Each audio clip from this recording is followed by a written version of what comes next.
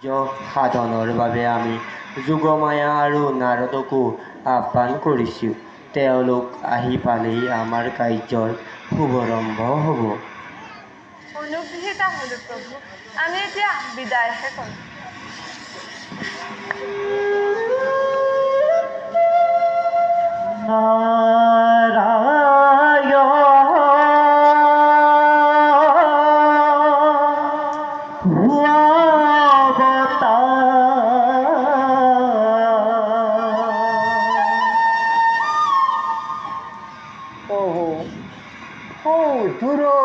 গীত আৰু বীণাৰ ধ্বনি শুনা গৈছে আৰু সৌ আকাশ মাৰ্গৰ পৰা এটি জ্যোতিৰূপাৰো আগমন ঘটিছে। হয়, সেয়া নাৰদ আৰু যোগমায়া। আমি তেওঁলোকক স্মৰণ কৰিছোঁ।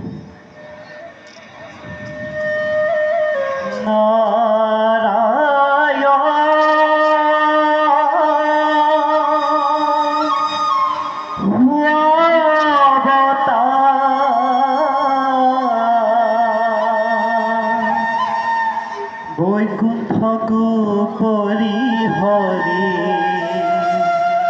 যোগীৰো হৃদয় থাকা হৰি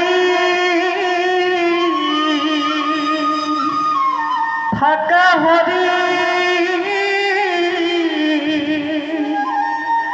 থাকা হৰি সাক্ষাতে তথা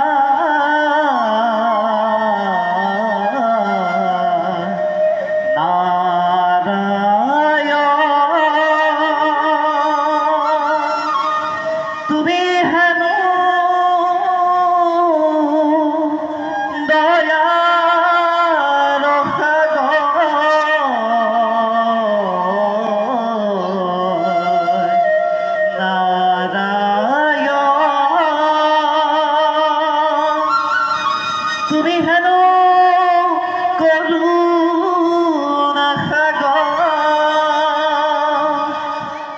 নারায়ণ নারায়ণ নারায়ণ।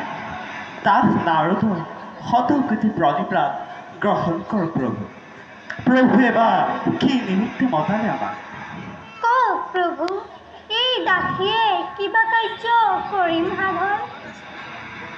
নাৰদ আৰু যোগমায়া, তোমালোকক এটি মহৎ কাৰ্য সাধনৰ বাবে আহ্বান কৰিলোঁ। সন্মুখত এক মহা সংকট আহি পৰিছে। নাৰায়ণ নাৰায়ণ। চৰাচৰ বিশ্ব ব্ৰহ্মাণ্ডৰ গৰাকী নাৰায়ণৰ সন্মুখত সংকট নুবুজিলোঁ প্ৰভু। বুজিবা নাৰদ, কেৱল বুজাই নহয়, এই সংকট মোচনৰ বাবে তুমিও কিছু দায়িত্ব বহন কৰিব লাগিব। আৰু যোগমায়া, কওক প্ৰভু। পৃথিৱীত অন্যায় অত্যাচাৰ এনে প্ৰবলভাৱে প্ৰবাহিত হৈছে যে বসুমতীও কম্পিতা হৈ পৰিছে। বসুমতী উদ্ধাৰৰ বাবে আমি এক অভিনৱ উপায় অৱলম্বন কৰিবলৈ মনস্থ কৰিছোঁ। গতিকে তুমি গোকুলৰ নন্দৰ গৃহত যশোদাৰ গৰ্ভত জন্মগ্ৰহণ কৰিব লাগিব। দাসীৰ প্ৰতি এনে কঠোৰ আদেশ কিয় প্ৰভু? নৰৰূপে জন্মগ্ৰহণ কৰিবলৈ এই দাসীয়েনো কি অপৰাধ কৰিলোঁ প্ৰভু? কেৱল তুমিয়েই কিয়, আমি নিজেও মথুৰাৰ ৰজা কংসৰ কাৰাগাৰত বসুদেৱ দৈৱকীৰ গৰ্ভত জন্মগ্ৰহণ কৰিম। আমি যি সময়ত জন্মগ্ৰহণ কৰিম, ঠিক একেই সময়ত তুমি গোকুলৰ নন্দৰ গৃহত যশোদাৰ গৰ্ভত জন্ম ল'বা। দুষ্ট